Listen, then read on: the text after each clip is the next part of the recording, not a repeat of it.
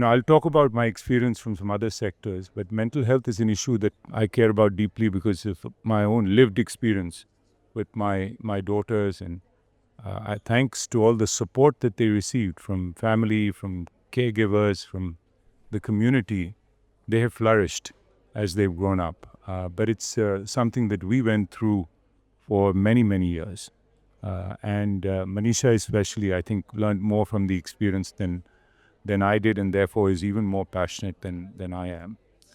Um, as I think about the issue, I think all of you know that we have a massive treatment gap. There's lots of issues with regards to the demand side, etc.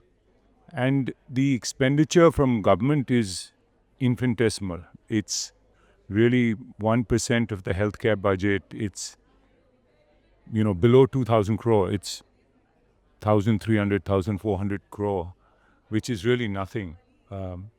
And my experience from education, which is where I started most of my work 13 years ago, is that obviously all three actors, government, civil society, and the private sector, all three play a very, very important role. And I think IMHA, when I first spoke with Ashish and Vasvi about this issue, I was so excited that they wanted to build this alliance, because I think you need a platform really to bring everybody together from across all these different contributors, within Samaj, Sarkar, and Bazaar. My own experience in education was that there was a very active civil society in education. Thousands, hundreds of thousands of NGOs doing good work. Amitabh is sitting here. He's been very committed to the cause. But there still wasn't enough evidence in this space. And I think thanks to Pratham and many others, we started to slowly build evidence. I mean, believe it or not, that even though all of us go to school and, therefore we have our own biases in terms of, and the same issue I think persists here. We have our own biases in terms of what works, what doesn't work. And it really took about 20 years of work over the last 2 decades that not only have we got to focus on outcomes, but we also know the how of what to do. We know that teaching at the right level works. We know that structured pedagogy works, etc., etc. And there are a lot of micro interventions also. Thanks to RCTs, thanks through other research methods, we have a pretty good understanding of what to do. Based on that, we were able to advocate pretty strongly with government to look at early childhood and particularly foundational literacy and numeracy very differently. So, as is typical in any system, when you're attacking a problem, you're just boiling the ocean. Within government, I remember when there was a very good secretary who was in charge of education, and I was working closely with him. This is almost 13 years ago. And he listed out the key priorities that the PMO had, that he and the PMO had worked out jointly for education. There were 43 priorities. And I said, coming at that point from the world of business into this area, I said, nothing's going to get done, ultimately. And so we made it our mission to prioritize Bunyadi Shiksha, Foundational Literacy and Numeracy, FLN. And there was a phase when I must have met probably 50 politicians. I was an evangelist within the social sector, as Amitabh will know.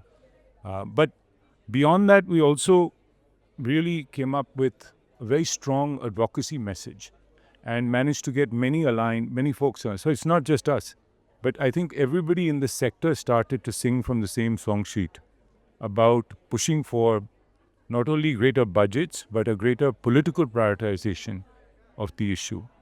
We were lucky that the National Education Policy was being drafted, and it was released in 2020.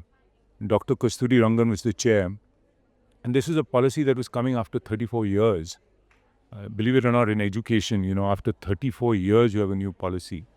But it was a moment, and so in that moment, we spent about a year with the committee, and actually what's very important was getting the language in there that FLN should be the number one priority in education, should be put into mission mode, and that we have to show outcomes within 5 years.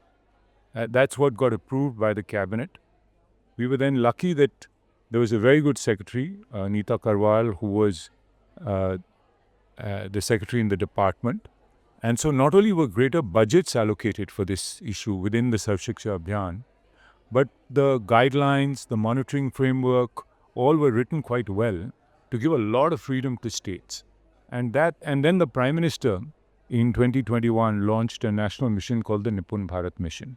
And I can tell you that even though hundreds of thousands of people had been working in education for, 20 years, 30 years, all the NGOs, if you look at Pratham's Asar report, the results had been flat for 20 years. If you look at grade 3 literacy outcomes, it had been flat for 20 years. And I don't say that you only need government or you only need political will to make it happen. But coincidentally, at least in education, once the political will came, we've finally seen state governments take this more seriously. There is no question around money being available for teaching learning material because the money is there now within the Sarv Shiksha Abhiyan under Nipun Bharat, that the outcomes are clear. I remember when we worked in Uttar Pradesh, the Chief Minister wanted to know what are the goals going to be. And they had very sharp goals in terms of what they were going to achieve, in terms of oral reading fluency, grade 2, grade 3. And then the Chief Minister said, we'll take an oath. So he got all the officials and he said, Hum shapat lete hain, we will achieve this. And I could see that the change, the energy, because the bureaucracy often needs direction to make things happen.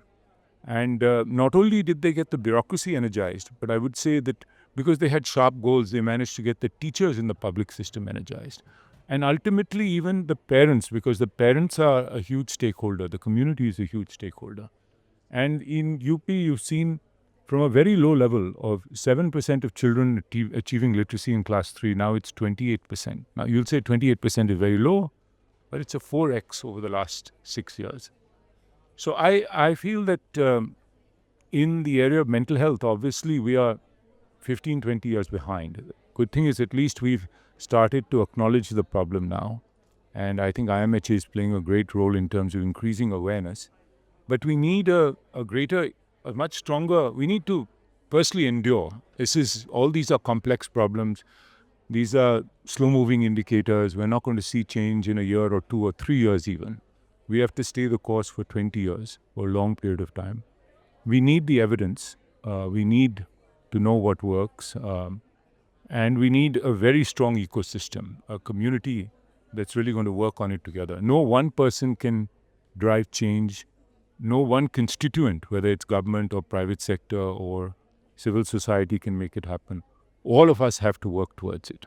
I think what a collaborative can do, what an alliance can do, is create that platform, create some kind of North Star metrics, some shared norms for action, some sharing of knowledge, all of which has begun. And it's great to see this convening where people are sharing and also committed to working on this together. So I feel that if we can persist with this effort, but we shouldn't forget government, because even though I know that civil society has a bigger role to play here, community has a bigger role, family has a big role to play here, we do need to recognize that this is the crisis of our time and that we need a much stronger push from government and a much better organization of the civil society sector as well if we want to make this happen. I now work beyond education as well in some other areas, and I can tell you that even though we struggle with this in many areas, there's lots of setbacks. I always say, relative to the corporate sector, the highs are higher, but the lows are much lower. You feel really disappointed because so much is out of your control. You don't have direct control over many things. But what I have learned is that with just sheer commitment to an issue, dedication, the people who work in this sector are so much more committed than those in the private sector and the business sector. And the coming together of various folks, you can really bring about social change within, the medium to long term. So thank you once again for bringing this together, Vasvi and Ashish, and for everybody else who's part of IMHA. And I'm delighted that we are a part also in some small way. Thank you.